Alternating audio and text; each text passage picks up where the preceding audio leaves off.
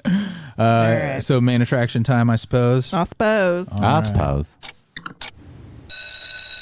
I want everyone to answer this question, all right? I'll give you a second to think about it. Now, raise your hand if you think you're a lucky person. Just Ramon. Okay, raise your hand if you think you're unlucky.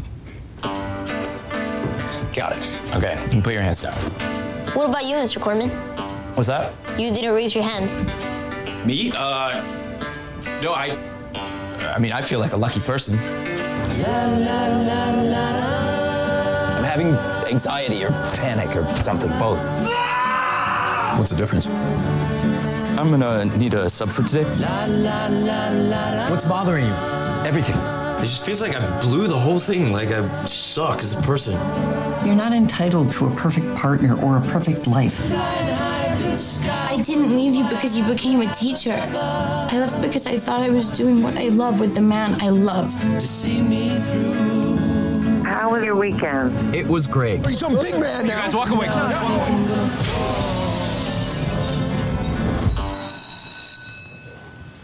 All right, good morning. Happy Monday. So this is Mr. Corman, the now canceled dramedy from Apple Plus. I really like this. I love this show. I haven't finished it. I got like 2 episodes left. Yeah, Alise and I both really enjoyed this. It's the premise, before we get into the actual Halloween episode they did, is Mr. Corman was a touring musician with his ex-girlfriend, or I can't remember if they were married or not, but they toured the country.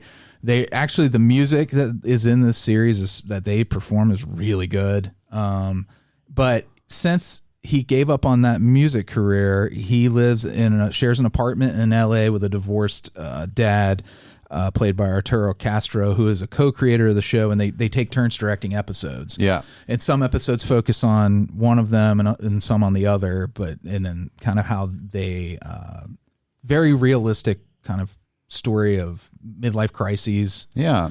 And that panic of like, what are you going to do now that you're in the second half, you know? Felt very real. Yeah. And this Which episode. is why I don't like this show. Yeah. Well, it was too grounded for me. Too grounded? I get being an unhappy person, but if the whole focus of the show is about how unhappy everyone is. No, it takes turns where there's these beautiful moments. No, agreed. Yeah, I think you see like these good things happen and then these very real things happen. Yeah. Well, also those moments, it lets you appreciate.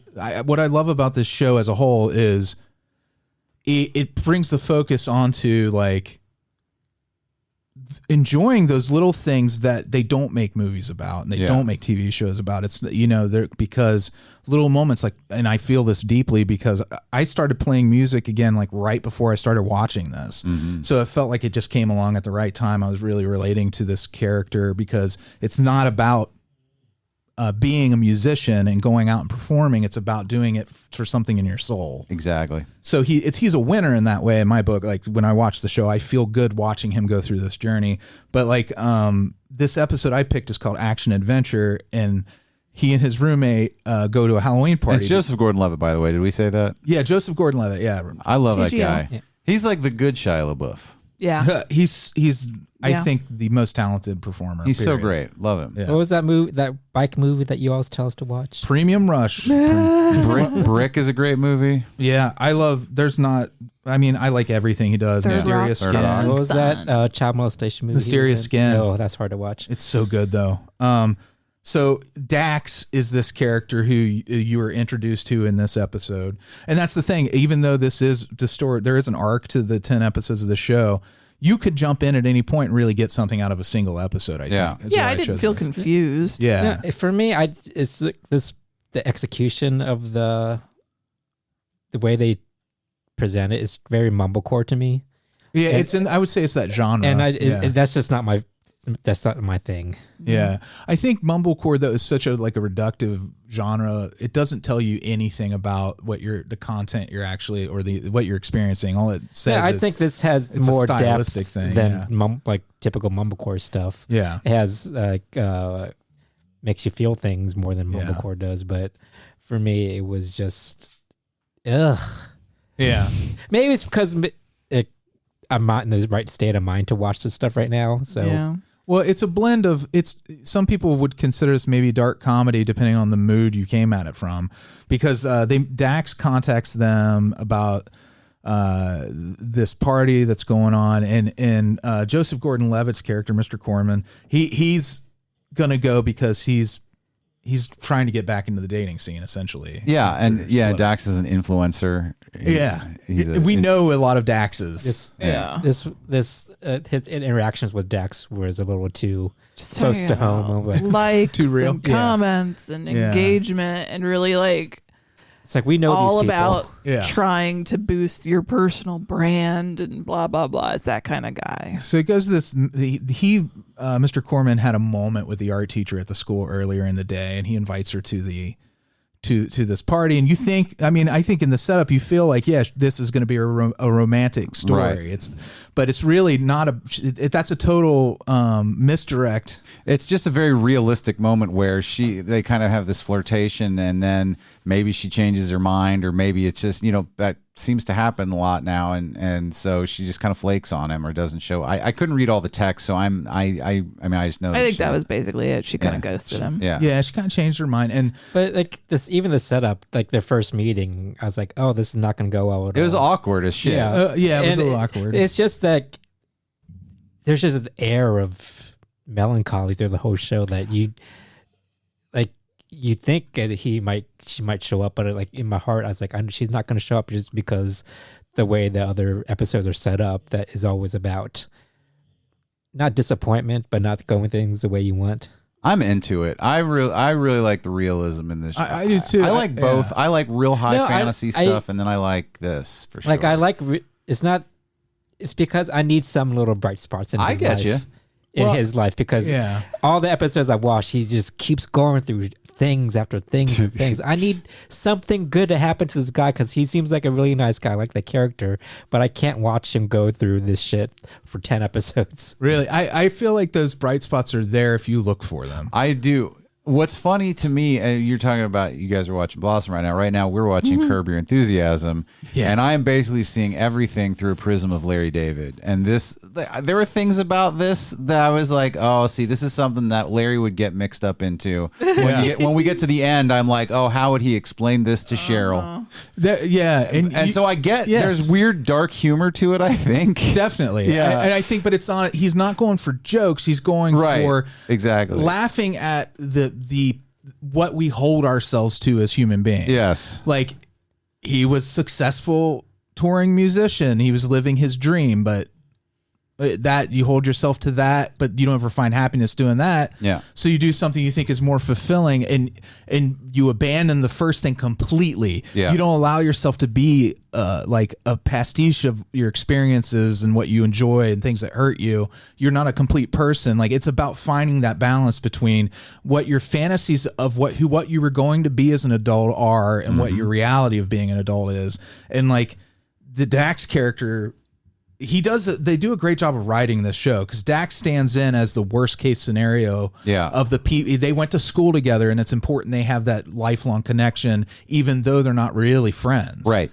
The thing they have in common is they both came from a small town, and now they're living in LA. Yeah. The person who's really his friend is Victor, who's a UPS driver who's never had those dreams come true for him. Yeah. He doesn't have that experience at all, and he's the only happy character from the get-go on the show, even though he's also complicated and real. Yeah. But Victor is like, he's a divorced dad. He's sharing an apartment in his middle age with another adult man. Yeah. Yet he's trying to live his life. He's just living his life. And he likes his job. He doesn't love it. And when he talks to they go to meet Dax, well, first he's not even going to take him to the party, Mr. Corman. Well, it's like I didn't even get a feeling that the UPS driver, what's his name? Victor was even happy at all. Everybody in this show just seems like they're going through some shit. He seemed like he's just living his life. I know it's like life, but I like I said, this show probably hits too close to home. Yeah. And when I watch things, it's more of an escape for me. And okay. I get catharsis out of this. I do too. It's different. Well, I really like I'm not saying it's like my approach is better or yours is better. Just how this is you're my built. opinion. Yeah, I'm not ready for catharsis. I'm ready for escape. I don't know if it's super cathartic or escapist for me, but I do really like seeing how naturalistic they can make these situations, and I like seeing people wring humor out of like how real can you make it and still have it be amusing to some extent. For me. Yeah, I think it speaks to like it's a show that makes me feel connected to humanity when I watch it. And I do think Victor, like I get what you're saying. Like he's real, but I feel like he's sort of adjusted and he knows who he is. Like he's not ashamed to tell this like influencer guy like, yeah, I work at UPS. Yeah, he doesn't. He puts on no airs at all. He just wants to have fun. He throws on his Batman costume and.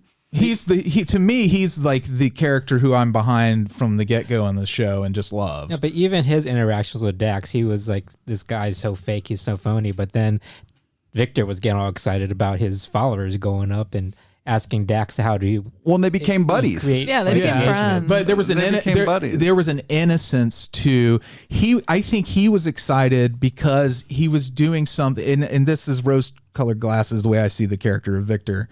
He was excited because Dax had done something for him, and Dax was happy because Dax had been trying to do things for people. Dax, the character, this is amazing. Dax does not appear prior to this episode. He does not appear after it that I know of.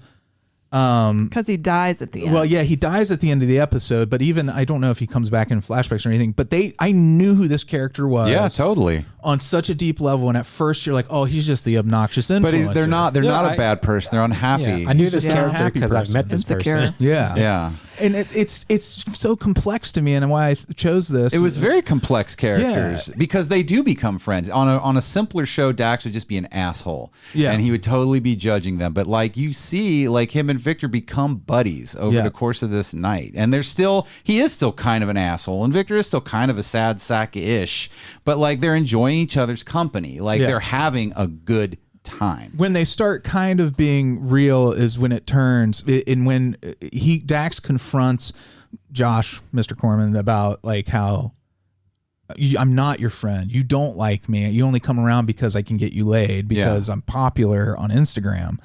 And there's a kind of a breakdown. There's two kind of breakdown moments for the character of Dax. One is when he's listening to which Pearl Jam song do they play? Was it Pearl Jam? No. I don't think Pearl Jam showed up in this episode. When? I don't know what you're talking about. Maybe he was just talking about it, but he was talking about singing along to. Oh, the Red Hot Chili Peppers. Red Hot Chili Peppers. That's right. Californication. Yeah.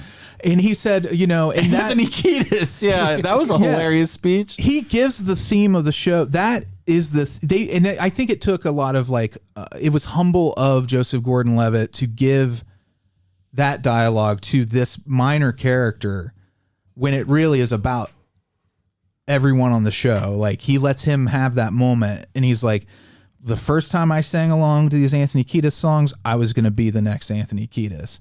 And now when I sing along to them, I'm reflecting on the fact that I never will be because I'm too old. Yeah. And I did everything that I was supposed to do. He says he's 30. Yeah. And he's like, I did everything I was supposed to do. It never happened for me the way it was supposed to. He's like, I'm on a peak. I'm on my way out as far as my Instagram thing. And none of it was ever really real. He never should have really done it to begin with. It didn't work out for him. Yeah. The character, they end up in a fight with this asshole dressed as the Joker, who has been established as an asshole from the get-go. I did like that they made him the Joker because it just suggests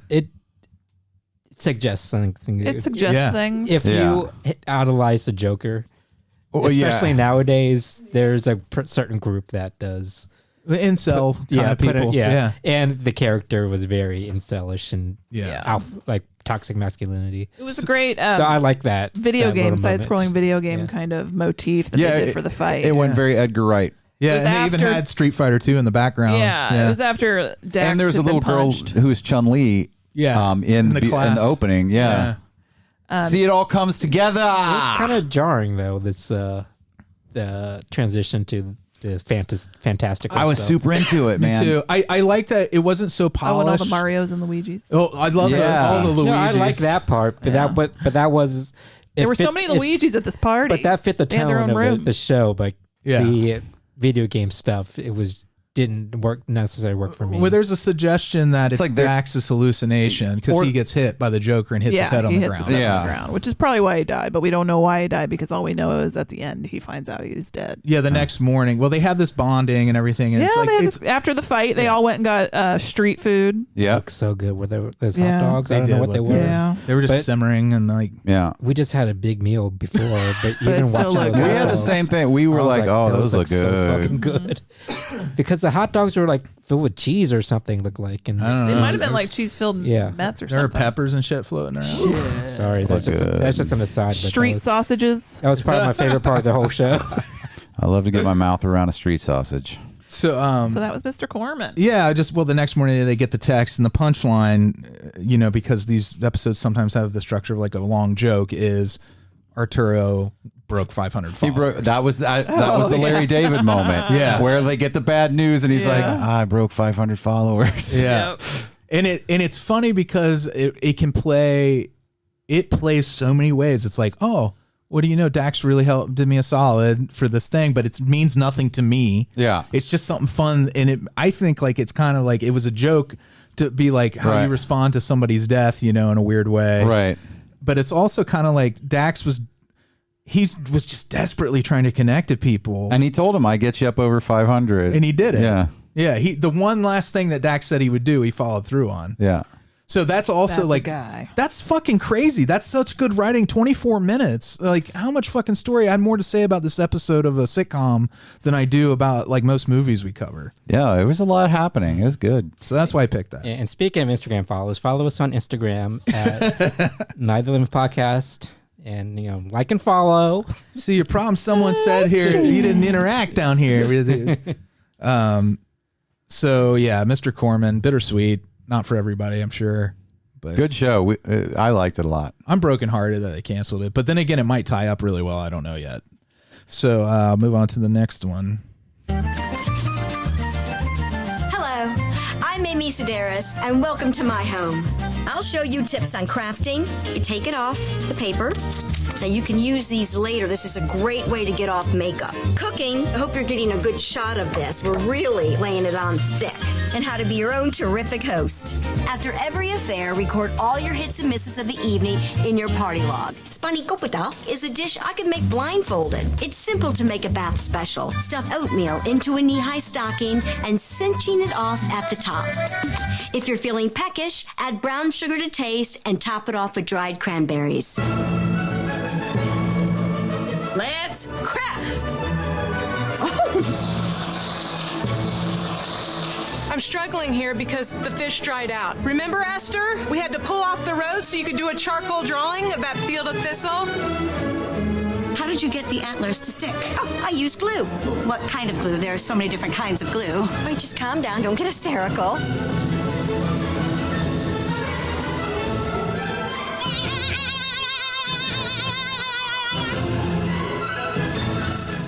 Always arching.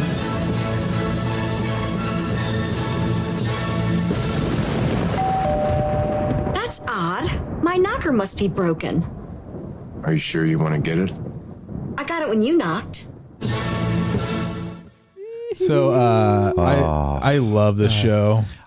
We've been like it's definitely been on our list, but this finally kind of broke us into it. Yeah, because Amy Sedaris is great. Everybody in here loves Strangers. We were talking about Al Roker earlier. Al Roker, Amy Sedaris. Two people I would absolutely have to a dinner party. They're dream guests. That's what I said. I was like, I would love to hang out with Amy Sedaris. I hate that term spirit animal, but like I think Amy Sedaris is my spirit animal. She speaks to your soul. Well, it's just like she's so fucking funny. She just loves these things that you think she's making you. That she's being funny, but she's not. That you think that she's making fun of, but that's how I approach things a lot. Yeah. Like the little crafts I make are very. They could be considered that you're making fun of these things, but like I really do honor them and do love them. Like my Halloween vest, I feel that. Oh, this episode, that's very Amy Sedaris at home stuff with her. I said to Andy about this. I was like, this episode is going to be like made for you. I can't believe I was just in shock that he hadn't watched Amy Sedaris already. At Home with Amy Sedaris, I mean, that it like shook me to my core of understanding of the world. I was like, do I need to take ivermectin now? I don't know. Paul Dinello directed this episode. Oh, that's awesome. From Strangers with Candy, who I think is hilarious and doesn't do enough Mr. Jelinek. actual acting. Those lips, those pillowy lips. The conceit of the show is that she's hosting a Martha Stewart-esque show for you. Yeah, And from this the town of Research Triangle. Research Triangle. Yep. And she, this episode is about super Halloween. It makes you think that maybe they're like mutants of some kind. some way. I just it just made me so uneasy, the characters, because they're just so gross. Oh, I love like what's that? Nutmeg. Nutmeg is my that's what I meant when I said it was my favorite thing of the whole Halloween experience was watching Nutmeg come in, because it's basically the spirit of Jerry Blank. Yeah, just runs it after we know that Jerry Blank has long died. This is the ghost of Jerry Blank. Also, I would say Slimer is maybe the ghost of Jerry Blank, and it just runs in and just rubbing shit on herself and just the faces, those little noises she makes, and how her hair color is the same as her skin color. She looks like a Dr. Seuss character. Like It's Amy Sedaris, but she is this creature, and like the tape on her face. Yeah, she tapes her nose up. Oh, I It's love amazing. Amy Sedaris so much. Does she? So okay. So it starts with her interviewing Thomas Lennon, It's Blayne. Edwin Chuzzlewit.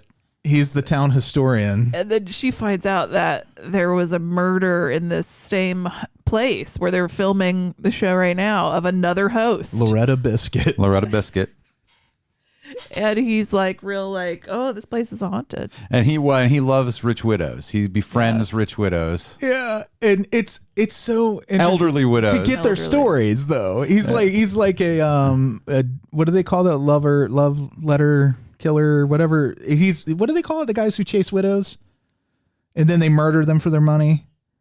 Anyways, he's like that. Gigolos? No, there's a name for it, like a type of killer. I know of the Black Widow, but it's that's called oh my god, Lord, his mournful. character. Someone can remember that for me. That'd be amazing. His character reminded me of that. What was that Jack Black movie he made with Shirley MacLaine? Oh yeah, Bernie. Yeah, his character reminded me of Bernie. Yeah, I like that movie a lot. Yeah, so. And so then things begin to happen. Actually, this made me think that Thomas Lennon would actually make a great Gomez Addams on like a TV reboot. Yeah. He is really damn funny. The if you haven't seen Hell Baby, I recommend it's on my list. But Edwin Chuzzlewit is scamming old ladies just for their stories about the town history because they've lived through them, and one of them is the murder of Loretta Biscuit with a pair of shears. Did she get her head cut off? No, they just stab her. She got decapitated. No, they did. They did cut her head off because that's right. Yeah.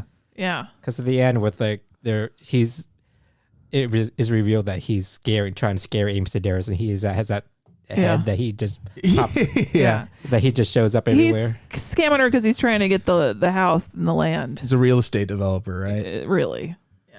But the spoiler alert. That's what I love about this show is it's very similar to like Pee-wee's Playhouse or something. It's very Pee-wee's Playhouse. That's it. It was Pee-wee's Playhouse, directed by John Waters. Yeah. Yeah, kind of feels that way. I'll tell you right now, I liked those little like hot dog scary things where she like made legs for the hot dog. She split them 4 ways so they had little legs, and then she were they witches' hats?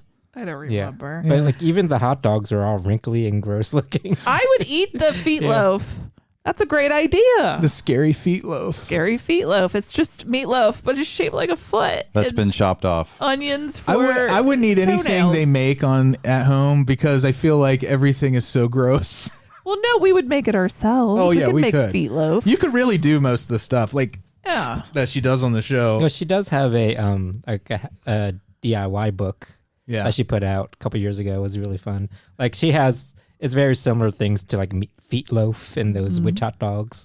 So I'll bring that over. I love the format changes from a straight ahead camera cooking show to a storytelling wraparound. That's what I think that's part of it. You know, if you remember when Pee-wee would address the audience, it has that same vibe, but there's also things happening in the studio. You have Tucker, Chassis Tucker, played by Cole Scola, who is really funny. He was on Difficult People, and the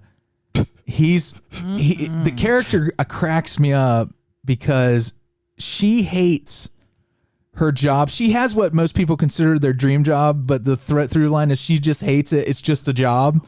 She treats the job of working on this home show like a teenager treats a Taco Bell job. Yeah. And it's really just funny to watch play out on episodes because it plays out in all those ways. Her face is amazing. Yeah, really, really good. Also makes a beautiful woman. There's a hysterical paralysis. It's like sweet and easy. Yeah. And funny. And that what's her neighbor's character? The Southern busybody. Yeah, she's the mom of Nutmeg. Of Nutmeg, yeah. Nutmeg's mom. Yeah, her name is Patty Hogg. Yeah. That's right. And then there's a character Thelma who's kind of small, has a small role in this. Is the old lady who was got him pegged. She's actually I feel like Thelma had quite a bit of screen time. Yeah. I think compared, maybe more than I thought. She kind of pops up in the background a lot. Thelma's the Southern mom of Nutmeg. No, that's Patty Hogg. Patty Hogg. Thelma's the old lady that almost looks like a chimney sweep. Oh, never mind. You're right. Yeah. This is so stupid that I care. And Patty Hogg's husband, who there's a great comedic actor. Who is that guy? Who plays him? That's Matt Malloy, he's done tons and tons of stuff. Yeah. But he's dressed in drag as Peggy That's amazing. Lee. Leslie. And her husband, Leslie. Yeah, but he's always in drag. Yeah. And he's in drag every Halloween, and she says he'd probably wear that all year round if I'd let him. And he's like, you would? It's just so silly. This was like laugh out loud silly. Like I was like belly laughing. I was crying. And then you got Stu from Change of the Candy show up. Yeah. Oh yeah. Carving the pumpkins. And he on Change of the Candy, he's the meat man. On this, he was the knife man. On Veep, he's Julia Louis-Dreyfus's ex-husband. He's so good. He's great. He is so great. And he is the knife man. Like he comes back on other episodes. He's a regular, not irregular. Oh. Hey. I think Billy Crudup's cameo. Billy Crudup as the doctor, who's not a doctor, is so great. Yeah, and his dialogue at the end of that scene is so comically confusing because you're like, are you or aren't you? Yeah, it's funny because he's headed to a gastric bypass. He's like, I got to stop wearing a doctor's uniform as a costume because people get confused that I'm a doctor. Well, I got to head out to a gastric bypass. It's a little bit like when they did the Comedy Bang Bang show on IFC. How it was like a little bit surreal, but it was like shit like that would happen. Yeah. Like one of my favorite parts is like Thomas Lanning's character. He does his own sound effects. Oh, the sound effects. Yeah. He made the thunder sound. It's so strange. If you love Strange with Candy, then you're gonna love this because that one scene, that thing where he's doing the sound effects, so reminded me so much of when Jerry Blank would just say what she's thinking, like sad, disappointed. Well, that's what she was like. I scream. Yeah, like, and they don't like. You have to figure out that she's just reading the cue card. Like it's not like spoon fed to you. Like these jokes are kind of sometimes they're little joke grenades. That it was so great. I can't wait to dive into more. Oh, so much fun. I feel like now we're going to have to watch more of them because Amy hasn't seen the others yet, right? I've seen a handful. Just random ones, like I'd have it on during lunch or something. Yeah. I bet it seems like they do a lot of seasonal episodes. I'm sure there's a Christmas one. Oh, there's a whole holidays episode and a separate like Christmas. Yeah. It's just really a blast in the glass. And I love the little Hitchcock moment on the staircase at the end of the episode when what's her name again? Thelma confronts Thomas Lennon's character. I was going to kick you down. It's rickety stairs. She's like, I may be a clumsy elderly woman with a drinking problem. That line was my favorite bit, I think. Yeah, it was real great. That and Billy Crudup. All right. So, you ready to move on to the next special? You mean the bestest? The specialist special? Sunday on Seaquest, do you believe I got such chills. I want you off my ship. The crew of the Seaquest does. That ship is haunted. You are meddling with forces you cannot comprehend. Look out! Captain! Seaquest, 8/7 Central, NBC, Sunday.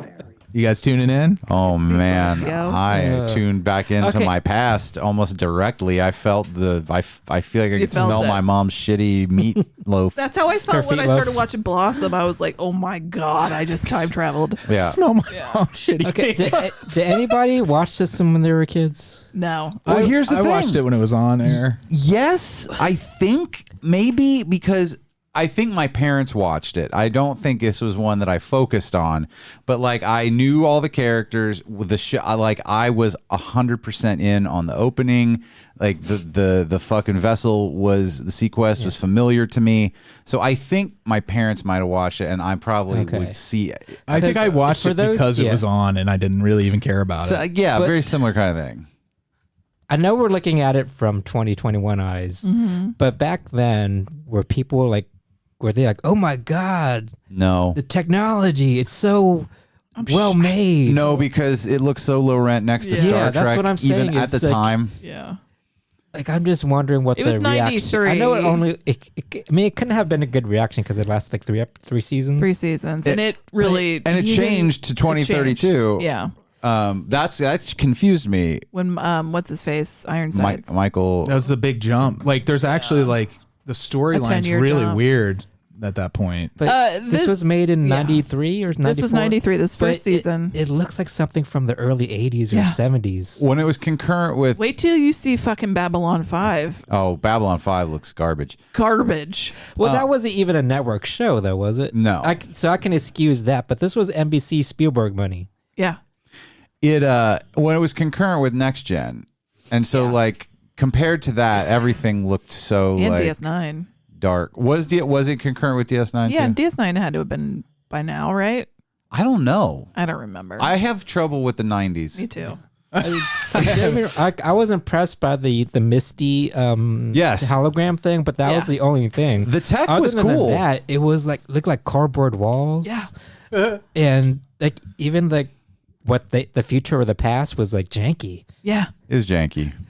Well, but it also felt exactly like an NBC show at the time. Like it still felt big. That's the thing. It looked low rent as fuck. But like I was traveling on such a direct path to the past that I was like, but right now in 1993, this kind of looks big. It's ambitious. I mean, honestly, it stood out as I don't feel it looked cheap when it was on the air. Yeah, that's what I mean. I really didn't. Like, even though we were saying, Star Trek looked better. But compared to Star Trek, it did. But Star Trek, I think, if you remember, like, a lot of what you see of Next Gen now has been retouched. That's like, true. they've gone back in and cleaned it up. If you watch the... Oh, I didn't know that. Yeah, if you go in and watch the episodes as they aired... I mean, when you see the ships and stuff, that wasn't the way they looked. Like, they were much cheaper. And the sets themselves, I think the storytelling, the level of performances and consistency with like a theme of how it was designed made it look more expensive than Seaquest, because Seaquest aesthetically was like, we're telling a story set very much in the real world in the very near future. It's going to look like the world looks now. I got you. So I think they were limited like in that respect, where Star Trek could get really crazy with their designs and be like, when you get... When you open up the future and you push your sci-fi further out, you have so much more flexibility, I think. For you're right. I got you. So. You guys told me that it was made mostly to educate people. Originally. At first. I mean, so it seems like they put everything else on the back burner. You learned about shipwrecking. Yeah, you would learn about squids and like animals, the first different season animals. was very much supposed to be that wholesome family. Like, we're going to give you adventure, and then we'll at the very end we'll have Bob Ballard from the world's oceanic blah blah blah. Yeah. Oh, and well, he will tell you a fact. The person that came out at the end is from the Alise did that in Fellowship Is that the at same Woods Hole. place? Yeah. Oh, really? Oh my gosh! Did she meet him? I have no idea. Oh my God! What if she met? I don't think What so. if he still has his Because she didn't Seaquest say hat? I know that guy. But she wasn't there at the same time. So then the second I think season, that guy runs it though. I don't know. because it didn't. I don't think it went well. It was expensive, and I don't think the ratings were great. Second season, now they're that went gritty. no, now they're partnering with SeaWorld. So at the end of the episode, instead of Bob Ballard telling you facts, now you have Jonathan Brandis hanging out with Shamu. No, I love that because Or one of the DeLuise boys. Just looking at the credits and at the opening, it's so Epcot to me. Yeah. Yeah. It's one of the most inconsistent TV shows of all time. I mean, it looks like each season they're just doing, they're just like, whatever. It's like a pre-show to a ride. Yeah. I love it. It is kind of awesome. It's very comforting. You probably would enjoy it is like great warm blanket, like escapism. I mean, like you I said, thought the third season with Ironsides was actually pretty great. You don't have to think about it because it was made for families, so there's not much depth to it. Yeah. There's no thinking. No. It's real basic. You got to turn your thinker off. So in this episode, what? Oh, I just remember the episode with the eco-terrorist that was played by the guy from Breaking Bad. Yeah. I love him. Which guy? Mike, the PI. This is a long time ago, Mike? Uh-huh. Yeah. Oh, shit. I love him. He's such a good actor. Yeah, he is.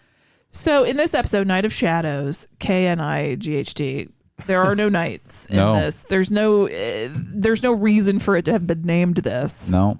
Other than they liked the pun. Which is barely a pun. Right. So Bridger, who is Roy Scheider, he is the captain of the Seaquest, and his AI steam hologram starts going crazy and repeating these coordinates to him. So he makes the ship go to the coordinates because he also sees in the steam a woman asking for help. Yeah. And he thinks, oh, there's a ghost that needs me. Yeah. So that's another these thing. Scientists go straight to ghosts. Straight to ghosts. They were not doubting Thomas's at all. They said ghosts. That was the only thing. Yeah.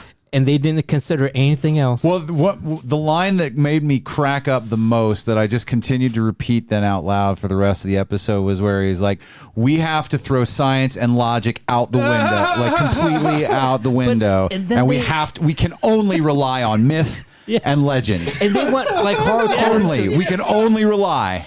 They started doing like the spitting to ward off bad luck and the salting. Yeah. They found like everything they could. Yeah. Yeah.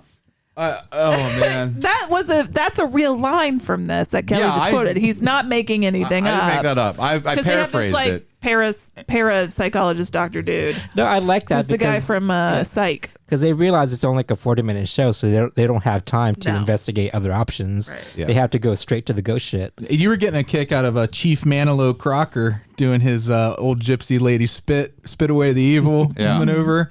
Andy, that guy in everything from the 90s, but in nothing now. It's true. What? Andy, well, he looks like he was drawn by like Rankin Bass. No, agreed. So, yeah. Agreed. He's just got a real interesting head. Andy, you had said you'd never seen that. I didn't know that spitting was a thing. Spitting against the supernatural. Yeah. And we were worried that Andy, because he's superstitious, or at least he used to be, that he would start spitting in our Sometimes house. you spit through your a ring in your finger. It's not just a spit. Yeah, I don't remember why they did that one. Because it looks like to a butthole. ward off something. Yeah. Is it a glory hole thing? Yeah. It's like a butthole, and then like spitting comes coming out of it. Oh. So when they go, Jesus Christ, what a stick. When they go to the coordinates, they find a shipwreck. No, but I like that scene where they do the old timey footage, and the guy looks at them. It's very much like Stephen King's It. Like it's a stopped movie, and then the guy House on Haunted Hill with just like that with who's the guy that saved him at the end? Chris Kattan. Chris Kattan, yeah. Mm-hmm. Yeah. The ship they find is the George, which had. What a great name for a boat, the George. Well, it was the King George. I also called it the George, but just George. I like this ultra advanced, high tech, very expensive vessel is going to go poke around a 100-year-old shipwreck, because it might be haunted. Because his AI said it needed help. I don't know. It's weird, right? Not matter. It's a weird episode that just gets weirder and weirder.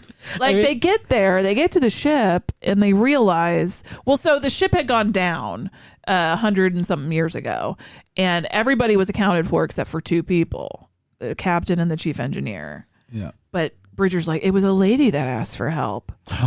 So there's got to be somebody on there. Whatever. They get onto the they realize that somebody had capped the stack thingies. I love when they finally get to the lady ghost and she slaps him in the face. Because every episode, a woman slaps Bridger in the face. Says you knew about it. It's interesting how they find ways to do that. That would be awesome. Well, the guy who comes on, the young version of him, is named Brody. Oh, of course he is. They do that callback. There is a Brody later. He's an asshole too. So like they realize that because they capped the smokestacks, that the engine room's probably not flooded. There could be air pockets in this, and then they see a light shining from one of the portholes, which is insane because this has been sitting on the bottom of the ocean for 100 When you years. tell this story, it works as a scary story. Oh, it sounds scary. There are good elements. Yeah. Execution was real bad. Yeah. But what fun we had. No, it was fun. They get onto the ship and they realize it's mostly cool. There's I laughed air my everywhere. balls off. Yeah. There were lights on. Yeah. There's no reason for it. Somebody had rigged, I guess one of the chief engineer dude probably, who went down with the ship, probably rigged this thing that was creating electricity from the current of the water running. So that's why they had electricity. Oh, I missed that part. Yeah. I thought it was just ghost shit. I just thought I never questioned it once. Yeah. It didn't matter. Well, I mean, I thought about it. I was like, oh, that's just a thing. That's just like it's the detail. Weird. They were like, well, we're going to have to tell some people. No, Some people are going to be like, wait. If this were a movie, that could be an action sequence trying to get something like that to work. Yeah. Get the power going. That'd be the end of the first act. Yeah. I did really like when they poke their head, like they look through into the steering room. You don't know it's filled with water at first. You just see like the skull floating around. It looks like it's floating in the air.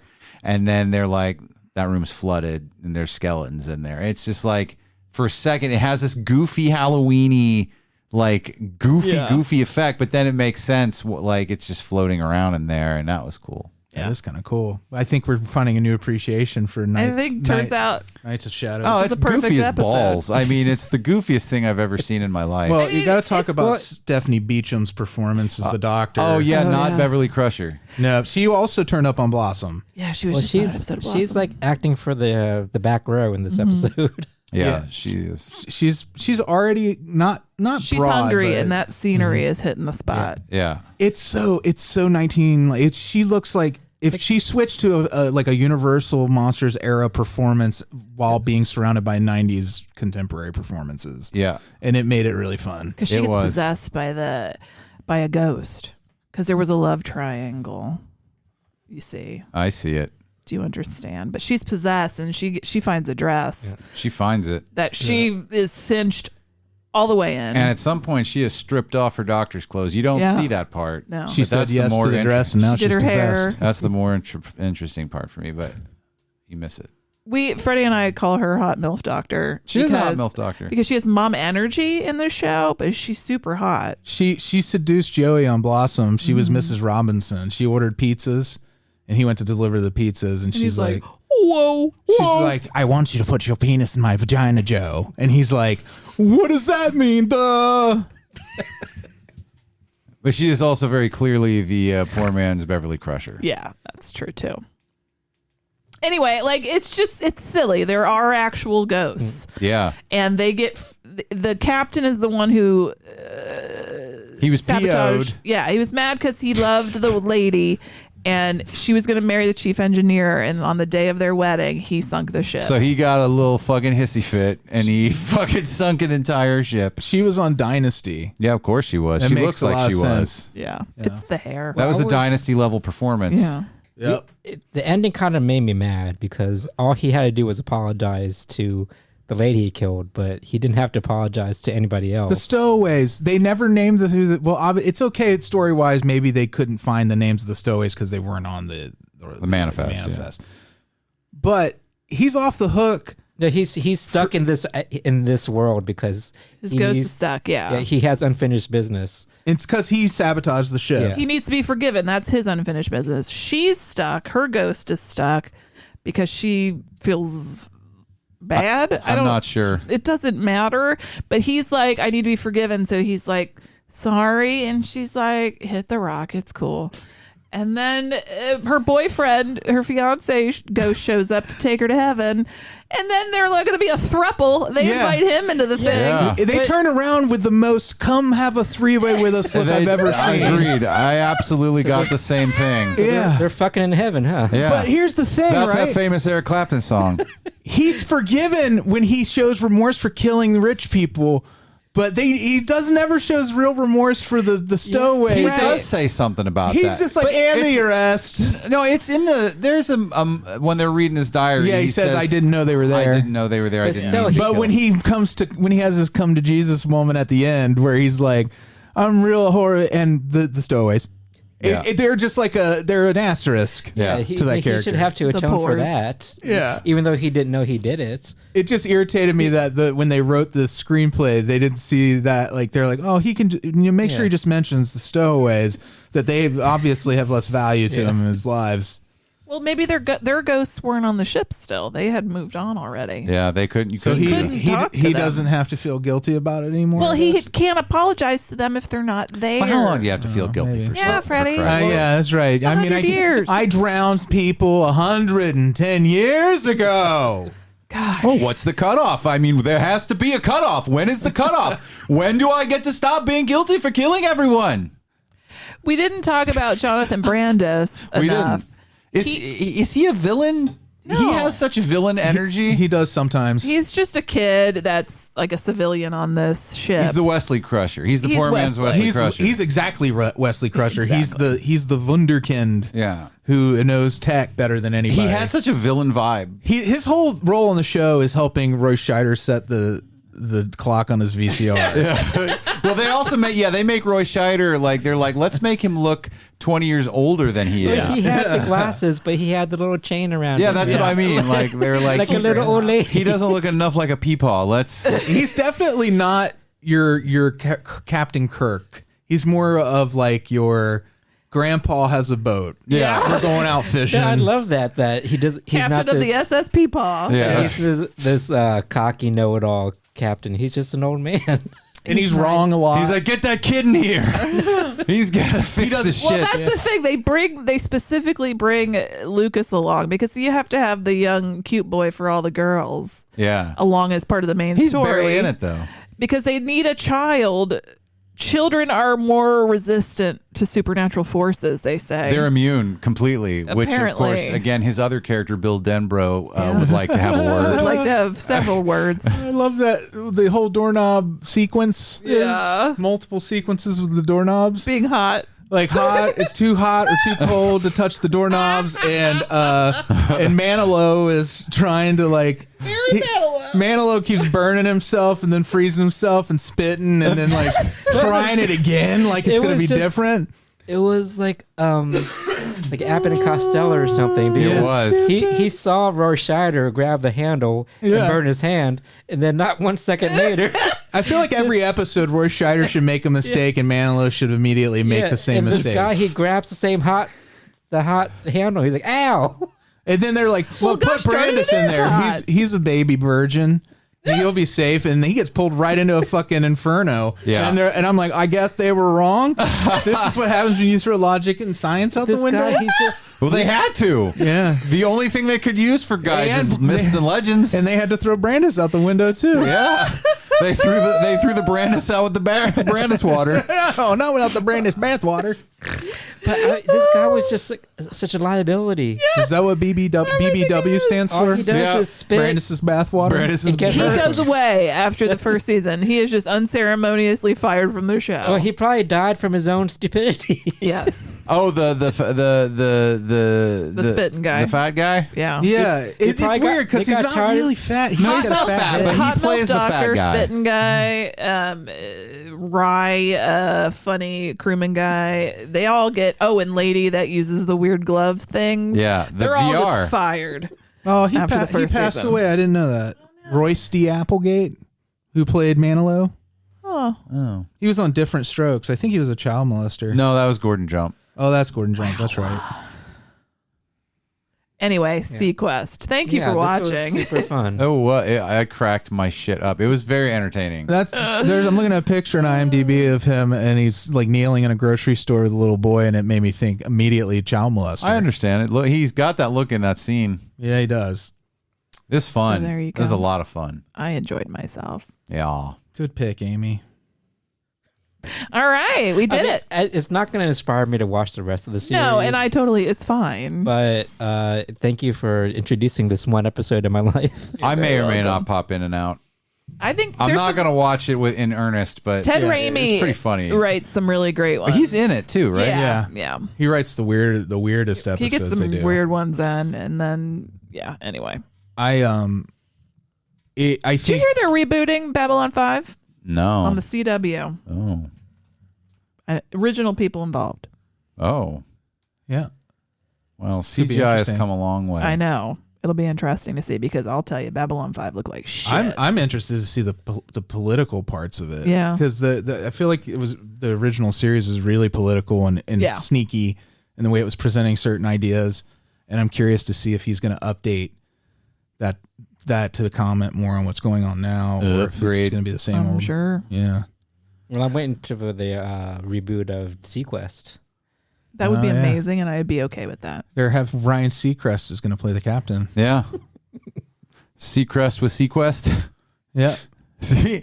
Seaquest. Actually, what's weird is it's the actor's name is Wyan Seaquest. His name is Wyan. Yeah. And he's on Seaquest. Oh my It sounds like you have a speech impediment when you say Seaquest. Oh my God. Yeah. Sorry, everybody. Oh, man. That was just too fun to resist. Well, if you're going to watch one old sci-fi show and revisit it, I think the first season of Battlestar is the best. Yes. I think, like, of all the ones we've been digging through. Yeah. Burning through. Is that the one with the ugly man? No, that was Galactica 1980. Okay. In 1980, I could leave it or take it or leave it, but it's a different kind of show. Galactica 1980, one of the main characters, he is on Seaquest. Yeah. He's the astronaut dude. Wow. I don't want to spoil Seaquest for anybody, but there is a point where they are taken into space, that whole fucking ship. Yep. Yeah, of course. Or not the ship, but most of them are abducted by aliens. It's fun, man. And then this astronaut they find who was floating in space who always wanted to meet the aliens. It sounds like a Scooby-Doo from like the episode. 60s. Or like the Monkeys. It sounds like a Monkeys episode. The show, like, it's funny. There was a point when Roy Scheider was like, this is turning into complete cockadoodie. I signed up to teach kids about the oceans. Is that true? Did something like this happen? And he went to a limited contract with them because of it. He's like, I'll still make appearances, but I'm not going to be part of the main stories anymore because he goes, this is getting too dumb. Wow. Good for him. Yeah. I don't know, but I mean, like, I think he was in it to educate, like, and he felt like they weren't doing that So anymore. who's the elder horror icon that would take over for the Seaquest reboot? Robert Englund? Oh, there you go. That's right. Because you Tony think about Todd? it, they really did. They have a series of Who would we bring in? 2 horror icon captains. Lance Henriksen's still alive, right? Too old. Oh, okay. He's way too old. He's way too old. All right. Oh, if you Tony Todd would be a good choice. Yeah. Tony Todd would be awesome. Yeah. Tony Todd would be a great choice. Although he's getting up there too now. Well, but he's probably Roy Scheider level now, where Roy Scheider was in '93. They should just do it like they're doing Picard because of how old Patrick They Stewart is. need to, They are filming 2 seasons back to back because they're like, we just don't know. They need to give Tony Todd a shot at another. No, he does There's great. a pandemic. They'll have a woman to Klingons. keep up with the times. Yeah. Like a Barbeau or something. Oh, Captain so Adrian Barbeau. An elder That's a horror great icon idea. stress. Yeah. I like that. All right. I'm into Lady it. Captain. Oh, I could see her captaining a Seaquest vessel. Yeah. Absolutely. They'll probably shove her in the doctor. That's the in nerdiest doctor fucking role. sentence I've ever made. Adrian Barbeau, I could see her piloting a Seaquest vessel. Yeah, absolutely. Yeah, we went 3 pies. Barbie Cramps. Barbie crap. We need to get her on She's TV. not old enough for this role. Oh, she's perfect. She's beautiful though. She's perfect for her. Yeah, All right. End of whatever. every show. We always say hi to our Beelzebubs. We do. And we're not going to change it, no matter what the government says. Stop asking us to stop doing this. We never will. First, Alise. I'll see you soon. Happy anniversary. It was our 3-year wedding anniversary on the 1st. Also, Sue and Greg. And Paul and Amy. Paul and Amy. Oh my God, you guys. So happy birthday to our birthday twins. Anniversary twins? Anniversary twins. I said happy birthday to our birthday twins. I said it 2 times wrong. You did. What is the birth of your wedding? 2 times wrong, but divided by 3 times right becomes something else. So, Kelly's wedding was a breech birth. It came out sideways. Happy anniversary to y'all and to Maul, which is me and y'all. Maul. Happy anniversary, guys. Y'all. Thank you. I'm so glad you brought Alise into our lives. We love her very much. I'll tell her you said that. I love your love. Thank you. Love your love. Amanda Geletko, Ernie Perez, Mark Watts, Bill Farner, Blake Heath, Jeremy Cassie, and Gamora Burmeister, Jeff L., Iona Goodwin. A great one. Joe Jovelin. Thank you. Branan and Emily and the cats. Bill Chandler. Oh. Blayne. Bill, thanks again so much for the old EC. Yeah, I'm super excited to dive into these. So much fun. Thank you. Blayne Turner. Did I say Blayne already? I don't think so. Blayne. Monica, who will be picking our final main attraction for TV Halloween specials. Paul Gauthier. Brian. Conan O'Brien. Dave Siebert. Carla Gibson. Alyssa Boehm. This is a very Michael Scott moment of you. Yep. But not in a bad way. I don't mean that in an insulting way. I'll shake a woman. No, is that a bit? Is that what other bits from black comedians and Michael Scott co-opt? Oh, I just meant you because he likes to play with people's names. I love to play with people's names. I know. I wasn't saying you were doing another person's comedy. I've derailed this. Man. What's the last one? This sticky icky. Let's unpack this. Dustin Chisam and Ace Chisam Jr. plus the kitty cats. And finally, Lynn Walsh. Thank you guys so much. Love you guys. Thank you. Would you guys like to hear my Topicana question? Yes, please. Yeah, tease it. No. It might be a little complicated, but we're going to do okay. Mm-hmm. My question is, you need to design a first-person shooter video game. Oh, can do. But I just need 3 elements. Okay. These are the only 3 elements, and I'll text this to you later so you don't forget. Okay. A setting, because you're the main character. Always. You're the player character. So you need a setting, a villain, or like the thing you're shooting at, or killing. Or not necessarily shooting. You know what I mean. Yes. And the weapon that you use. All right. You need a few first-person shooters. Usually have like 3 weapons. Can we? You can come up with more than one, but I Okay. just need one of each of these. I love this. I do this too. Is fun. I'm already working on mine. I've already got a headache because I knew Andy would really. No, first-person shooters okay. always give me headaches because of the. All right. The violence. Yeah. Yes, I hate. Oh, it's too much. Too many bad memories. Too much. I still have trauma from playing Turok for hours. Oh, that was a good one.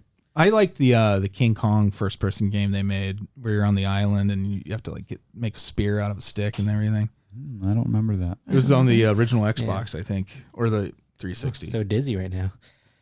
You're dizzy? His head's spinning. All right. All right. Bye. Bye, y'all.